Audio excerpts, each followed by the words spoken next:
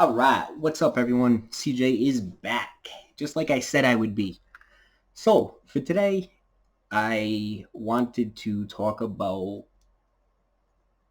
I didn't really know at first. I was thinking, I'm like, there's a lot on my mind, and there's a lot I want to touch on. But since it is the 80th anniversary of the D-Day invasion, I figure, okay, that this will be a good time to talk about military members and vets that come back that struggle with multiple mental health issues. I don't want to make this video political, and I'm coming right out the gate saying that this has nothing to do with what you think about war, whether it's right or wrong, whether you think the reasons they're fighting is right or wrong. I'm not getting into that with this video. Okay, this is specifically about the soldiers themselves. And you got to think, a lot of these soldiers, right? They're not thinking about that shit when they're out there. It's survival. So the other thing I don't want to do is dive too deep into the history. This isn't a history lesson here. Again, let's stay on topic here. This is about mental health, right? It's Men's Mental Health Awareness Month. So that's what the focus of this video is going to be. However, I am going to give you just a little rundown on the Normandy invasion. So, 80 years ago on this day, June 6th, 1944, Operation Overlord is what it was called. That's the Normandy invasion. You see this in the opening scene of Saving Private Ryan. Uh, that painted a great picture of it. And at the time when that came out, there was a lot of vets that said that was difficult for them to watch because it was that realistic.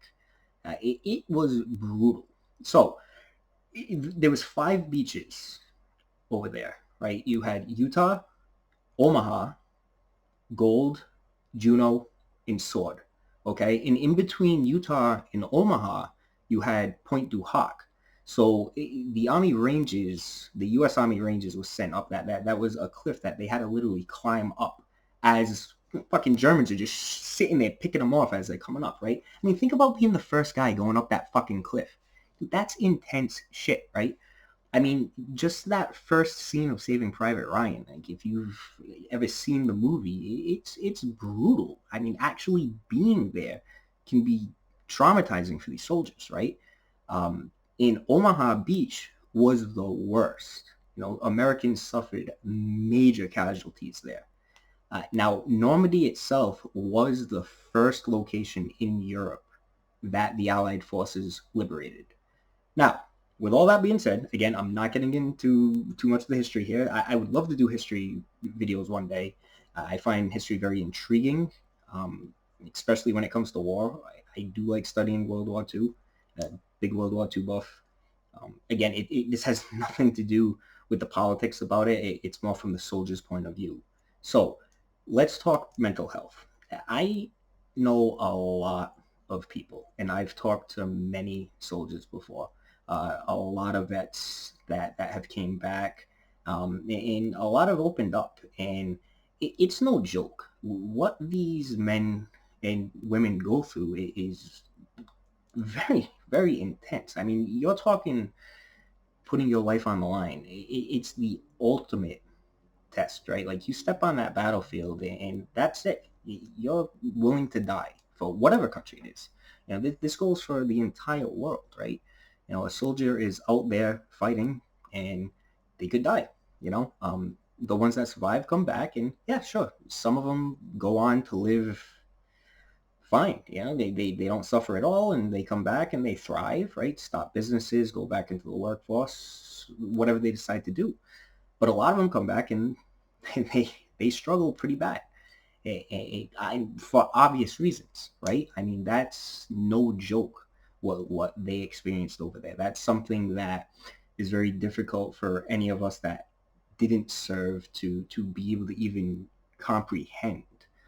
Again, we can study and watch movies, but it's nothing like actually being there. So that can have some crazy lasting effects on these soldiers, right? I remember one time I've been in what they now call inpatient, right, which is essentially a mental hospital a few times. And I remember one time there was this guy who was really, really nice, really cool. You could talk to him just like anyone else. You would never know anything was wrong. And then out of nowhere, he would just start shouting orders and yelling commands and ducking, and then boom, he just comes right out of it. And then he just like continues the conversation. And to it, like, see that for me, it's just like, why, obviously there's a lot of issues going on here, and I feel terrible for these people because, again, look, in my first video I said this, I struggle with a lot of mental health issues myself, and this is kind of where I want to go with this video, because I do have an issue with the general public that doesn't struggle with mental health issues, because it's very easy to look at two people, and I've used this example before many times, right? So what I usually say is, look, say you take a 16-year-old kid, right, who's struggling with the same exact disorders that a vet is struggling with, okay? Most people who don't struggle with mental health issues are going to look at the vet and automatically assume the vet has it worse, which is not a good thing to do. I'm not here to compare, right, what they both saw. You know what I mean? Because once again, it's very easy for people to be like, well, obviously the vet is the one that has it worse. Fuck the 16-year-old. And that's what I'm here to talk about.